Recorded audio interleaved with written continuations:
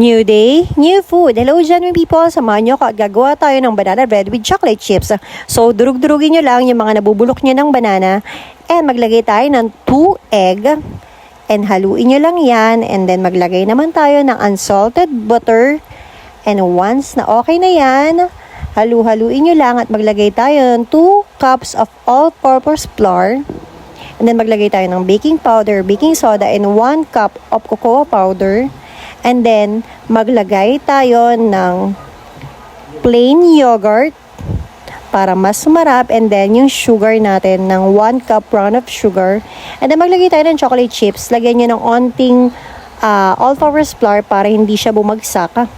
And, ayan, maglalagay na tayo sa pan. And then, i-oven lang natin to for 50 minutes to 1 hour sa 175 degrees Celsius. And, ayan, mayroon na kayong homemade na banana bread with chocolate chips. And pwede nyo rin yung gawin sa air fry. So, napakasarap niyan and perfect na perfect kung mahilig ka rin magkape. So, super moist sa loob and super chocolatey.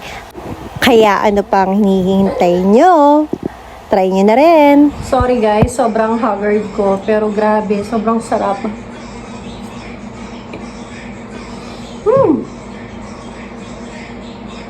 Sobrang moist ng loob, tapos sobrang chocolatey.